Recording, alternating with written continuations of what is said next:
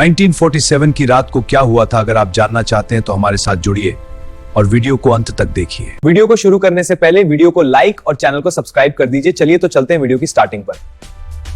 14 अगस्त 1947 रात के ठीक 11:57 दिल्ली की हवा में घुली थी आजादी की खुशबू, लेकिन उसी हवा में बारूद की गंध भी तैर रही थी। लाल किले की प्राचीर रोशनी से नहाई हुई थी। भीड़ भारत माता की जय के नारे लगा रही थी। ढोल की थाप, शंख की आवाज और आसमान में उठते हुए आतिशबाजी के रंग, सब कुछ एक नए सवेरा का वादा कर रहे थे। पर उसी क्षण पंजाब की एक अंधेरी पटरी पर खड़ी एक ट्रेन में सन्नाटा पसरा था। डिब्बे के अंदर बैठे लोगों की आंखों में कोई जश्न नहीं था, सिर्फ डर था। एक छोटी लड़की ने अपनी माँ की साड़ी कसकर पकड़ी। अम्मा, बाहर इतने लोग क्यों चिल्ला रहे हैं? माँ ने खिड़की से बाहर झांका। दूर कहीं आग की लपटें उठ रही थीं। उसने कांपती आवाज में कहा, बेटी, आज देश आजाद हो रहा है। लड़की ने फिर पूछा, तो हम भाग क्यों रहे हैं? घड़ी की सुइयां धीरे धीरे 12 के करीब पहुंच रही थीं। दिल्ली में पंडित जवाहरलाल नेहरू ने बोलना शुरू किया, जब दुनिया सो रही होगी, भारत जीवन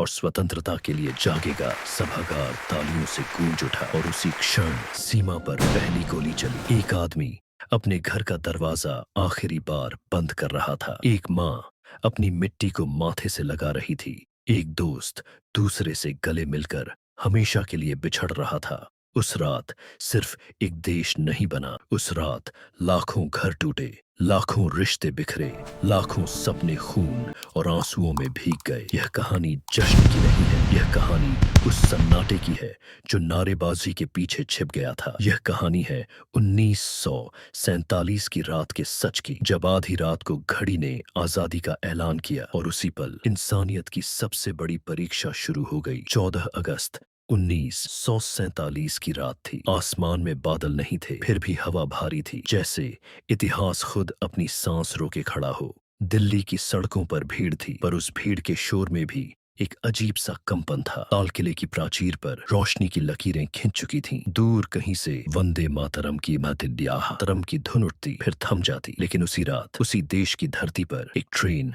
अंधेरे को चीरती हुई पंजाब की तरफ बढ़ रही थी। डिब्बों के भीतर बैठे लोग चुप थे। किसी की गोद में बच्चा था, किसी के हाथ में बंधी एक छोटी सी गठरी जिसमें घर का अंतिम टुकड़ा था। अम्मा, हम सच में आजाद हो रहे हैं? एक लड़के ने फुसफुसाकर पूछा। उसकी माँ ने खिड़की के बाहर झांकते हुए कहा, हाँ, कहते तो यही हैं, पर उसकी आंखों में डर था। दिल्ली में संविधान सभा भवन की रोशनी के बीच पंडित जवाहरलाल नेहरू सफेद अचकन और लाल गुलाब लगाए खड़े थे। घड़ी 12 बजने का इंतजार कर रही थी। इतिहास की सुइयां थरथरा रही थी और उसी समय लाहौर की एक तंग गली में सलीम अपने दरवाजे पर ताला लगा रहा था। उसकी उंगलियां कांप रही थीं। दीवार पर टंगा कुरान खिड़की से आती हवा में हल्का सा हिल रहा था। उसकी माँ ने आखिरी बार आंगन की मिट्टी को छुआ और आंखों से लगाया। यह भी अब हमारा नहीं रहा, उसने टूटे स्वर में कहा। रात गहरी होती जा रही थी। दिल्ली में भाषण की गूंज उठी, सभागार में तालियां गूंजी, लेकिन उसी क्षण सीमा के उस पार गोलियों की आवाज गूंजी। आजादी की घोषणा हुई और उसी क्षण हजारों दिलों में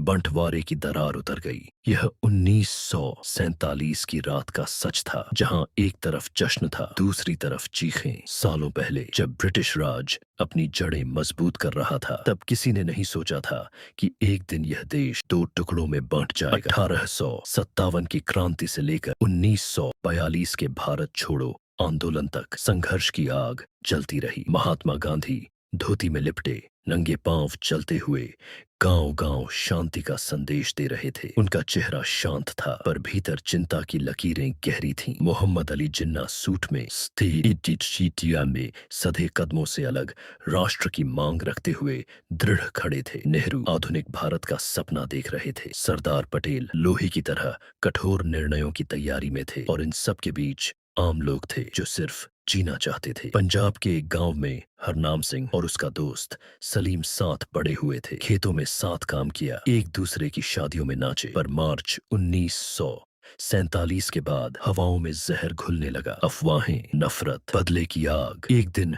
गांव में खबर आई, देश बंटने वाला है। हरनाम ने सलीम की तरफ देखा। दोनों की आंखों में एक ही सवाल था। अब धीरे धीरे दीवारें खड़ी होने लगीं, पहले दिलों में, फिर गलियों में। अगस्त के आते आते हालात बिगड़ चुके थे। रातों को मशालें जलती, तलवारें चमकती। हरनाम ने अपनी पत्नी और बेटी को छुपाया। सलीम ने अपने छोटे भाई को सीने से लगाया। एक रात भीड़ गांव में घुसी। चलिए आग, चीखें।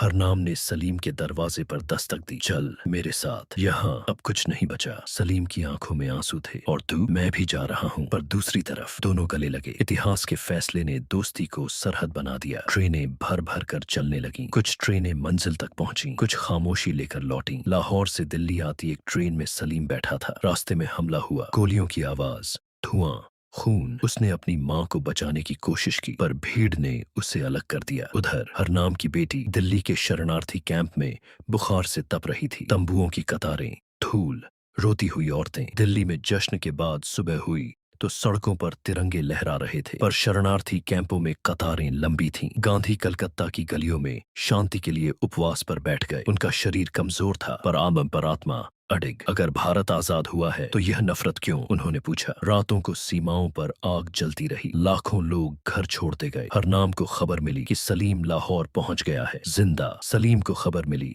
कि हरनाम की बेटी बच गई है। साल बीत गए। दोनों देशों ने अपने अपने रास्ते चुन लिए, पर 1947 की वह रात दोनों के भीतर जमीनी हमलियां जमी रही।